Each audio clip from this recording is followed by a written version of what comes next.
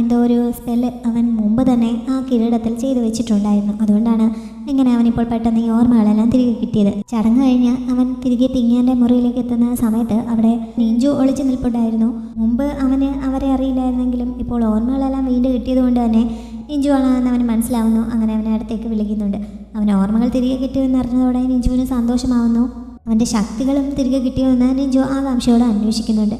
പണ്ടത്തെ പോലെ spiritual power ഇല്ലാത്തതുകൊണ്ട് അതുപോലെ മാജിക്കൊന്നും ഉപയോഗിക്കാൻ സാധിക്കില്ല. ചെറിയ ചെറിയ മാജിക്കുകളൊക്കെ മാത്രമേ ഇപ്പോൾ ഉപയോഗിക്കാൻ പറ്റുകയുള്ളൂ. അതുകൊണ്ട് അവൻ്റെ ഒരു സഹായം ആവശ്യമാണ്. തിങ്ങാന് വേണ്ടി അന്ന് അവിടെ മഞ്ഞ് പെയ്ക്കണമെന്ന് സിമാജിയാവോ നിഞ്ചുവിനോട് ആവശ്യപ്പെടുന്നു. തിങ്ങാൻ അന്നും പതിവില്ലാത്ത ചില സ്വപ്നങ്ങൾ കാണുന്നുണ്ട്. അടുത്ത് കിടപ്പുണ്ടായിരുന്ന സിമാജിയാവോ പെട്ടെന്ന് മാഞ്ഞു പോകുന്നത് പോലെ അവൾ സ്വപ്നം കാണുന്നു. അതേപോലെ തന്നെ മോഡേൺ വേൾഡിൽ ഹോസ്പിറ്റലിൽ കിടക്കുന്നതായിട്ടും ചുറ്റും ഡോക്ടർമാർ നിൽക്കുന്നതായിട്ടും ഒക്കെ അവൾ സ്വപ്നം കാണുന്നുണ്ട്. അടുത്തിടെയായി ഇങ്ങനെ വിചിത്രമായ സ്വപ്നങ്ങളൊക്കെ കാണുന്നത് എന്താണെന്ന് മനസ്സിലാവാതെ അവൾ ഞെട്ടി ഉണർന്ന് സംശയിച്ചിരിക്കുമ്പോഴാണ് മന്ത്രി അവളുടെ അടുത്തേക്ക് വന്നിട്ട് അവൾ നിരപരാധിയാണെന്ന് തെളിയിക്കപ്പെട്ടിരിക്കുന്നു, അതുകൊണ്ട് അവൾക്ക് പുറത്തേക്ക് പോവാമെന്ന് അറിയിക്കുന്നത്. എങ്ങനെ തൻ്റെ നിരപരാധിത്വം തെളിയിക്കാൻ സാധിച്ചു, യോയുവാനെ സിമാജിയാവോയ്ക്ക് പിടികൂടാൻ സാധിച്ചു എന്നൊക്കെ തിങ്ങാൻ സംശയിക്കുന്നുണ്ട്. പക്ഷേ മന്ത്രി അതിനൊന്നുമുള്ള മറുപടി പറയുന്നില്ല. എല്ലാം സിമാജിയാവോയോട് നേരിട്ട് ചോദിക്കാനാണ് അയാൾ പറഞ്ഞത്. അങ്ങനെ തിങ്ങാൻ പുറത്തേക്ക് പോകുന്നു. അവൾ പുറത്തിറങ്ങി നിൽക്കുന്ന സമയത്താണ് പെട്ടെന്ന് മഞ്ഞ് പെയ്യാൻ തുടങ്ങിയത്. ഇപ്പോൾ മഞ്ഞ് പെയ്യേണ്ട സീസൺ അല്ലല്ലോ, അതുകൊണ്ട് തന്നെ എങ്ങനെയാണ് മഞ്ഞ് പെയ്യുന്നതെന്ന് അവൾ ചെക്ക് ചെയ്ത് നോക്കുന്നു. സിമാജിയാവോ ആണ് അതിന് പിന്നിലെന്ന് അവൾക്ക് മനസ്സിലാവുന്നു. അവൻ എങ്ങനെ അത് സാധിച്ചു, അവൻ്റെ ഓർമ്മകൾ തിരികെ കിട്ടിയോ എന്നൊക്കെ അവൾ സംശയിക്കുന്നു. ഈ സമയത്താണ് സിമാജിയാവോ അങ്ങോട്ടേക്ക് വന്നത്. ഇതുവരെ കാണുന്നത് പോലെ അല്ലല്ലോ, ഇപ്പോൾ ഓർമ്മകളൊക്കെ തിരികെ കിട്ടിയതിന് ശേഷമുള്ള മീറ്റിംഗ് ആണല്ലോ. അതുകൊണ്ട് തന്നെ സിമാജിയാവോയ്ക്ക് ഇത് കുറച്ച് സ്പെഷ്യലാണ്. അവൻ അടുത്തേക്ക് വന്നപ്പോൾ തൻ്റെ സംശയം ശരിയാണോ അല്ലയോ എന്നൊന്നും അറിയാതെ തിങ്ങാൻ ആകെ കൺഫ്യൂഷനായി നിൽക്കുകയാണ്. അപ്പോഴാണ് അവൻ ചെറിയൊരു മാജിക്ക് കാണിച്ച് അവിടെ അടുത്ത് നിൽപ്പുണ്ടായിരുന്ന ഒരു കമ്പ് കയ്യിലേക്ക് എടുത്തിട്ട് അതിൽ കുറച്ച് പൂക്കളൊക്കെ വരുത്തിയത്. അതോടെ അവന് ഓർമ്മകൾ തിരികെ കിട്ടിയെന്ന് അവൾക്ക് മനസ്സിലാവുന്നു. അതറിഞ്ഞതോടെ അവൾ ഇത്രയും കാലം അടക്കി വെച്ചിരുന്ന ആ സങ്കടം പുറത്തേക്ക് വരാൻ തുടങ്ങുന്നുണ്ട്. ഇതുവരെ അവളോട് ഇതെല്ലാം മറച്ചു വെക്കേണ്ടി വന്നതിനൊക്കെ അവൻ സോറി പറയുന്നു. അതിനുള്ള ക്ഷമാപണമായിട്ടാണ് ഈ മഞ്ഞ് പെയ്ക്കുന്നതെന്ന് പറഞ്ഞുകൊണ്ട് അവൻ അവളെ ചേർത്ത് പിടിക്കാൻ തുടങ്ങുന്നുണ്ടെങ്കിലും തിങ്ങാൻ അവൻ തള്ളി മാറ്റുന്നു. അവൻ പെട്ടെന്നൊരു ദിവസം സ്പിരിറ്റ് ഫെയർ അവൾക്ക് നൽകിയിട്ട് കൂടുതലൊന്നും പറയാൻ പോലുമുള്ള ചാൻസ് നൽകാതെ ഒരു പോക്കായിരുന്നല്ലോ. അന്ന് മുതൽ പറയാനുണ്ടായിരുന്ന പരിഭവങ്ങളൊക്കെ അവൾ പറയുന്നുണ്ട്. നീ അങ്ങനെ സ്പിരിറ്റ് ഫെയർ നൽകിയിട്ട് പോയപ്പോൾ ഞാൻ നിൻ്റെ സോൾ കീപ്പ് ചെയ്യാൻ തയ്യാറായില്ലായിരുന്നെങ്കിൽ നീ എന്ത് ചെയ്തേനെ എന്നവൾ ചോദിക്കുന്നു.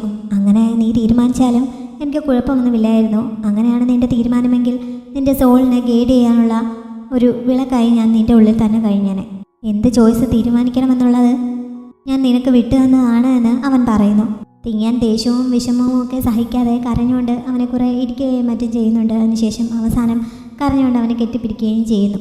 അവനും അവളെ ചേർത്ത് പിടിക്കുന്നുണ്ട്. മുമ്പ് നീ സ്പിരിറ്റ് ഫെയർ കൊണ്ട് അനുഭവിച്ചിരുന്ന വേദന എത്രയാണ് എന്ന് എനിക്കറിയില്ലായിരുന്നു. പക്ഷേ ഇപ്പോൾ എനിക്കത് നന്നായി അറിയാം. അതുകൊണ്ടാണ് ആ വേദനിപ്പിക്കുന്ന ഓർമ്മകൾ നിൻ്റെ ഉള്ളിലേക്ക് തിരികെ വരുന്നില്ലെങ്കിൽ വേണ്ട എന്ന് ഞാൻ ചിന്തിച്ചത്.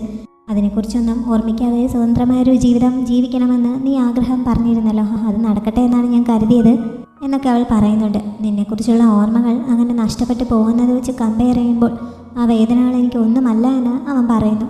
അതിനുശേഷം അവളെ കിസ് ചെയ്യുന്നുണ്ട്. അങ്ങനെ സിമാജിയാവോയുടെയും തിങ്ങാൻ്റെയും ശരിക്കുള്ള റീയൂണിയൻ ഇപ്പോൾ നടന്നിരിക്കുകയാണ്.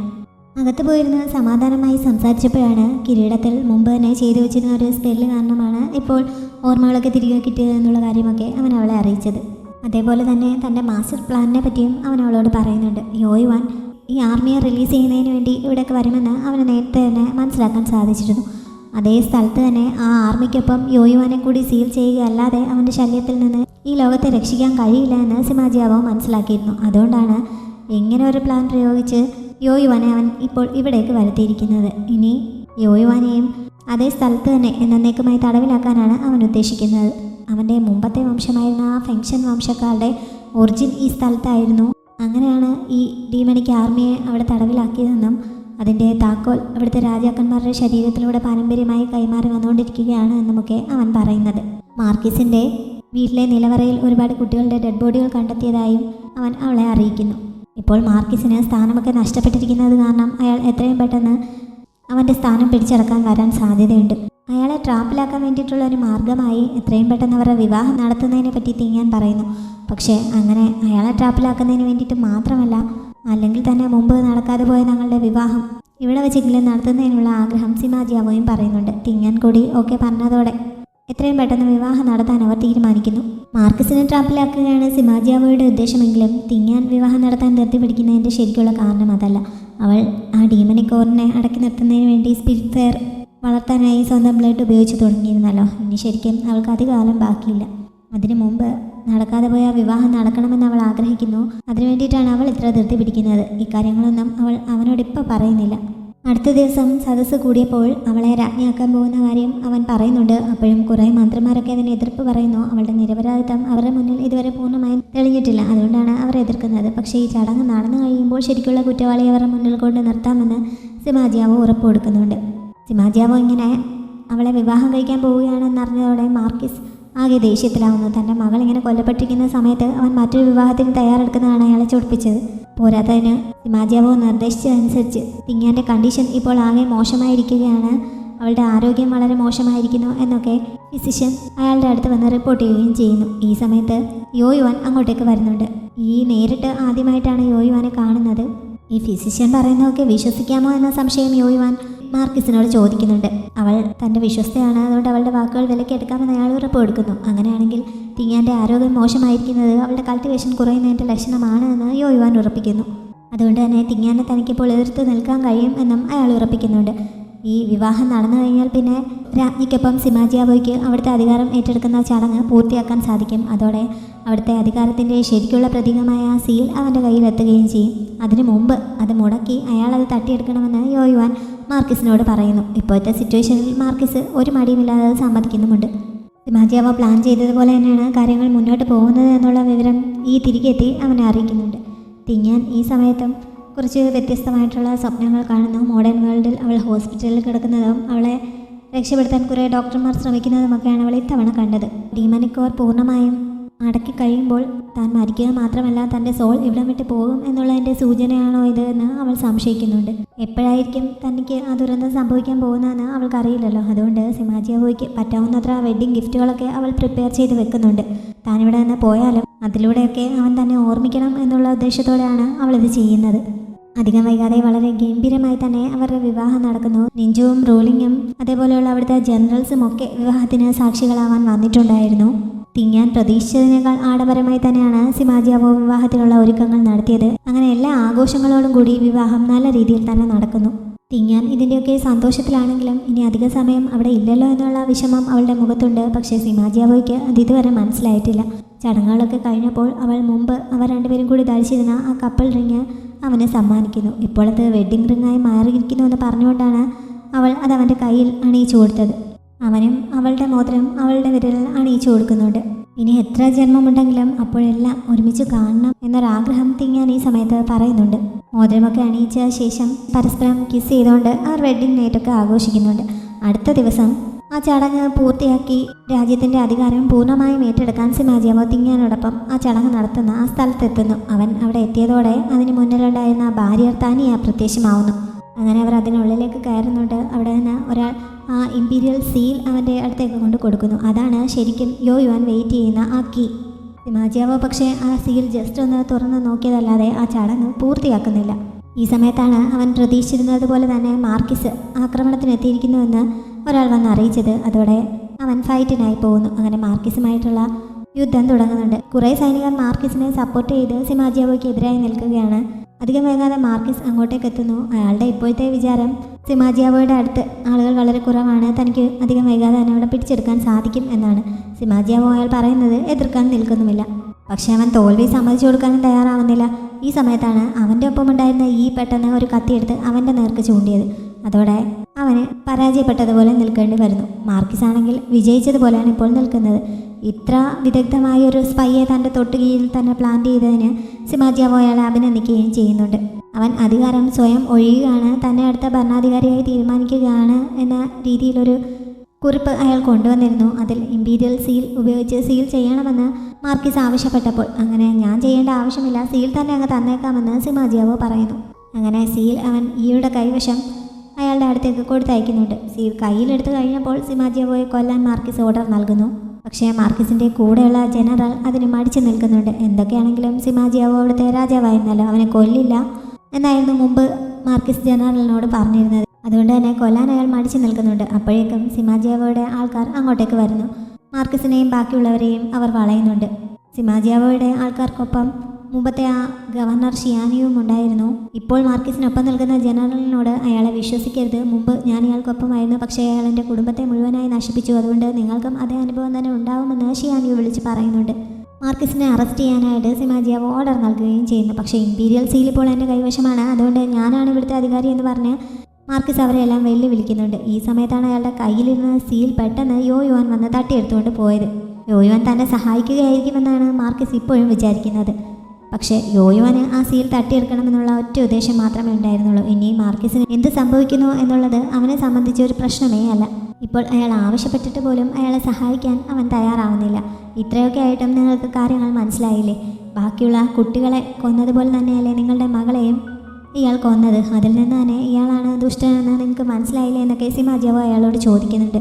മാർക്കിസ് ഇപ്പോഴും അത് വിശ്വസിക്കാൻ തയ്യാറാവാതെ നിൽക്കുകയാണ്. യോയുവാൻ ഏതാണ്ട് അത് സമ്മതിച്ചതുപോലെയുമാണ്. ഈ സമയത്താണ് തിങ്ങാൻ പെട്ടെന്ന് അങ്ങോട്ടേക്ക് വന്ന് യോയുവാനെ അറ്റാക്ക് ചെയ്തത്. അങ്ങനെ അവർ തമ്മിൽ ഫൈറ്റ് ആവുന്നു. കാര്യങ്ങൾ എന്തായാലും ഇത്രയൊക്കെ ആയി. ഇനിയിപ്പോൾ സിമാജിയാവോയുടെ പക്ഷം ചേർന്നിട്ട് തനിക്ക് രക്ഷപ്പെടാൻ പറ്റില്ല. അതുകൊണ്ട് ഇനി എങ്ങനെയാണെങ്കിലും അവനെ കൊല്ലുക മാത്രമാണ് മുന്നിലുള്ള വഴി എന്ന് വിചാരിച്ച് മാർക്കിസ് വീണ്ടും അവനെതിരായും ഫൈറ്റ് തുടങ്ങുന്നുണ്ട്. തിങ്ങാന് ഈ സമയത്ത് യോയുവാൻ്റെ ആക്രമണത്തിൽ ചെറിയ പരിക്കേൽക്കുന്നു. അങ്ങനെ സിമാജിയാവോയുടെ ശ്രദ്ധ മാറുന്നുണ്ട്. ഈ തക്കം നോക്കി മാർക്കിസ് അവനെ കുത്തുന്നു. സിമാജിയാവോ തിരിച്ച് അറ്റാക്ക് ചെയ്ത് അയാളെ അപ്പോൾ തന്നെ കൊല്ലുന്നുണ്ട്. പക്ഷേ അവൻ്റെ കണ്ടീഷനും വളരെ മോശമായിരുന്നു. അവൻ മരിക്കാൻ തുടങ്ങുകയാണ് എന്ന് കണ്ട് തിങ്ങാൻ വേഗം അവൻ്റെ അടുത്തേക്ക് ചെല്ലുന്നുണ്ട്. ഒരു തവണ നീ എൻ്റെ അടുത്ത് നിന്ന് പോയതാണ്, ഇനിയും ഇതെനിക്ക് താങ്ങാൻ പറ്റില്ല എന്ന് പറഞ്ഞ് അവൾ അവനെ റിക്കവർ ചെയ്യാൻ തൻ്റെ ശക്തിയുടെ പരമാവധി ഉപയോഗിച്ച് നോക്കുന്നു. പക്ഷേ അവൻ്റെ കണ്ടീഷൻ ഓരോ സെക്കൻഡും മോശമായിക്കൊണ്ടിരിക്കുകയാണ്. അധികം വൈകാതെ അവൻ മയങ്ങി വീഴുകയും ചെയ്യുന്നു. അവിടെ തന്നെ ഉണ്ടായിരുന്ന ഫിസിഷ്യൻ അവൻ്റെ പൾസ് ചെക്ക് ചെയ്തിട്ട് പൾസ് അറിയാൻ പറ്റുന്നില്ല എന്ന് അവളെ അറിയിക്കുന്നുണ്ട്. ഈ സമയത്താണ് പെട്ടെന്ന് അവിടെ ആകാശമൊക്കെ ഇരുണ്ട് മൂടിയിട്ട് ഇടിമിന്നൽ വരാൻ തുടങ്ങുന്നത്. ലൈഫ് ആൻഡ് ഡെത്ത് അണ്ടർ ട്രിബുലേഷനാണ് എന്ന് തിങ്ങാനും മനസ്സിലാവുന്നു. യോയുവാൻ ഈ സമയം ആ സീലുമായി ആ ആർമിയെ തടവിലാക്കിയിരിക്കുന്ന സ്ഥലത്തേക്ക് ചെല്ലുന്നുണ്ട്. അവൻ്റെ കയ്യിലുള്ള ആ സീൽ ആണതിൻ്റെ കീ. അതുപയോഗിച്ച് അവരെ തുറന്ന് ഇപ്പോൾ സ്വതന്ത്രരാക്കാൻ സാധിക്കും എന്നാണ് യോയുവാൻ്റെ പ്രതീക്ഷ. അവൻ അതിനു വേണ്ടി ശ്രമിക്കാനും തുടങ്ങുന്നു. പക്ഷെ അപ്പോഴേക്കും തിങ്ങാൻ അവൻ്റെ പിന്നാലെ എത്തി അവനെ തടയാൻ ശ്രമിക്കുന്നുണ്ട്. അങ്ങനെ അവിടെ വച്ചും അവർ തമ്മിൽ ഫൈറ്റ് ആവുന്നു. രണ്ടുപേർക്കും നല്ല പരുക്ക് പറ്റുന്നുണ്ട്. അപ്പോഴേക്കും സിമാജിയാവോ അങ്ങോട്ടേക്ക് എത്തുന്നു. അവൻ മരിച്ചിട്ടില്ല എന്ന് യോയുവാൻ ഇപ്പോഴാണ് അറിയുന്നത്. സിമാജിയാവോ മരിച്ചില്ലെന്ന് മാത്രമല്ല, അവനിപ്പോൾ വീണ്ടും സ്പിരിറ്റ് ഫയർ കൺട്രോൾ ചെയ്യാനും പറ്റിയിരിക്കുന്നു. അവൻ്റെ വംശക്കാരുടെ ഒറിജിൻ സ്ഥലമാണ് എന്ന് മുമ്പ് പറഞ്ഞിരുന്നല്ലോ. അതുകൊണ്ട് തന്നെ ഈ സ്ഥലത്ത് വെച്ച് മുമ്പ് നടന്ന ആ ട്രിബുലേഷൻ ഉപയോഗിച്ച് അവന് രണ്ടാമത്തെ ആ സ്പിരിറ്റ് ഫയറിനെ റിക്കവർ ചെയ്യാൻ സാധിച്ചിരിക്കുകയാണ്. ഇപ്പോൾ അവൻ്റെ ഉള്ളിലും തിങ്ങാൻ്റെ ഉള്ളിലും സ്പിരിറ്റ് ഫയർ ഉണ്ട്. അങ്ങനെ രണ്ടുപേരും ആ രണ്ട് സ്പിരിറ്റ് ഫയറും കൂടി ഉപയോഗിച്ച് ഒരുമിച്ച് യോയുവാനെ നേരിടാൻ ഒരുങ്ങുന്നു. യോയുവാൻ ഈ സമയത്ത് പെട്ടെന്ന് ആ സീൽ കീയായി ഉപയോഗിച്ച് ആർമിയെ സ്വതന്ത്രമാക്കാൻ നോക്കുന്നു. പക്ഷേ അങ്ങനെ ട്രൈ ചെയ്തപ്പോഴാണ് ആ സീലല്ല അതിൻ്റെ കീ എന്ന് യോയുവാന് മനസ്സിലാവുന്നത്. ശരിക്കും സിമാജിയാവോയാണ് ആ സീൽ ഓപ്പൺ ചെയ്യാനുള്ള കീ. അവന് ചടങ്ങ് പൂർത്തിയാക്കാത്തതുകൊണ്ട് ആ സീലിന് ആ ശക്തി കൈവന്നിട്ടില്ല. അതുകൊണ്ടാണ് യോയുവാൻ അത് ഓപ്പൺ ചെയ്യാൻ പറ്റാത്തത്. അതിനുവേണ്ടി മനഃപൂർവ്വമായിരുന്നു മുമ്പ് ചടങ്ങ് പൂർത്തിയാക്കാതെ അവൻ പെട്ടെന്ന് ആ സീൽ തുറന്നിട്ട് അടച്ചു വെച്ചത്. ഇനി യോയുവാനെ എന്നേക്കുമായി ആ സീലിനുള്ളിൽ ട്രാപ്പിലാക്കാനാണ് സിമാജിയാവോയുടെ പ്ലാൻ. അതിനുവേണ്ടി അവൻ സ്പിരിറ്റ് ഫയർ ഉപയോഗിച്ച് യോയുവാനെ ട്രാപ്പിലാക്കാൻ ശ്രമിക്കുന്നു.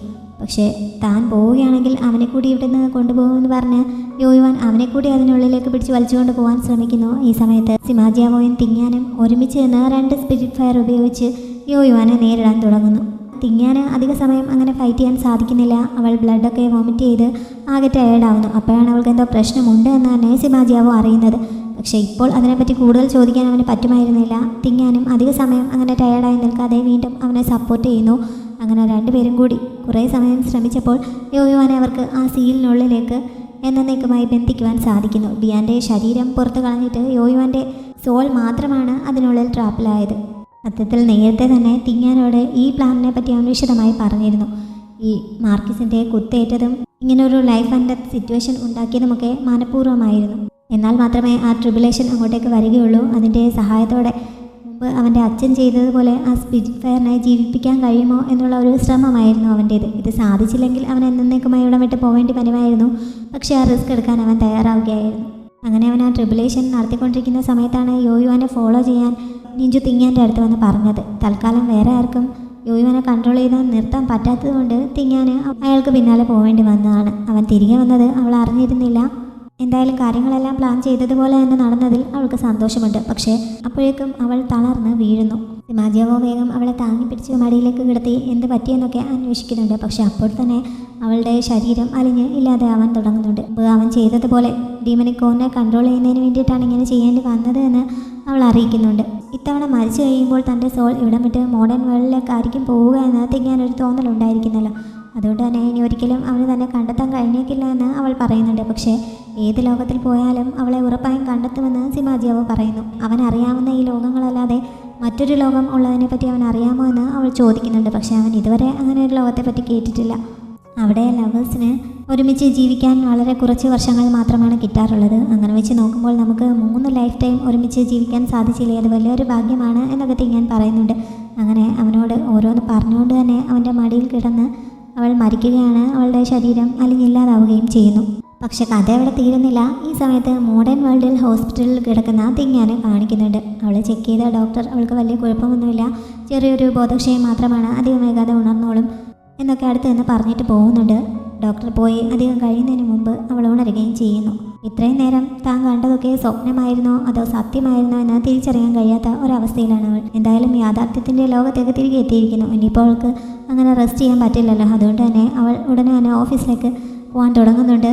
പോകുന്ന വഴിക്ക് തന്നെ അവളുടെ സുപ്പീരിയറിനെ വിളിച്ച് ഇങ്ങനെ ഒരു ആക്സിഡൻറ്റിൽ പെട്ടതിനെ പറ്റിയൊക്കെ സംസാരിക്കുകയും ചെയ്യുന്നു. പക്ഷെ അവൾ ഓഫീസിൽ എത്തിക്കഴിഞ്ഞപ്പോൾ അവൾ പ്രധാനപ്പെട്ട ഒരു മീറ്റിംഗ് മിസ്സാക്കിയിരിക്കുന്നു. അതിനുള്ള പരിഹാരമായിട്ട് ആ ഡയറക്ടറെ എത്രയും പെട്ടെന്ന് പോയി കാണണം. വൈകുന്നേരം 6:30 മുമ്പ് അയാൾ വിദേശത്തേക്ക് പോകും. അതിന് മുമ്പായി അയാളെ കണ്ടേ പറ്റുള്ളൂ എന്ന് സുപ്പീരിയർ അറിയിക്കുന്നു. അവൾ പ്രധാനപ്പെട്ട ഒരു പ്രോജക്റ്റ് നടപ്പിലാക്കുന്നതിന് വേണ്ടിയിട്ടായിരുന്നു ആ ജോലി ഏറ്റെടുത്തത്. അതാണിപ്പോൾ മുടങ്ങിയിരിക്കുന്നത്. എന്തായാലും ഒരു 2ാം ചാൻസ് കിട്ടിയതോടെ ആ ഡയറക്ടറുമായി മീറ്റ് ചെയ്യുന്നതിന് വേണ്ടി തിങ്ങാൻ അപ്പോൾ തന്നെ പുറപ്പെടുന്നു.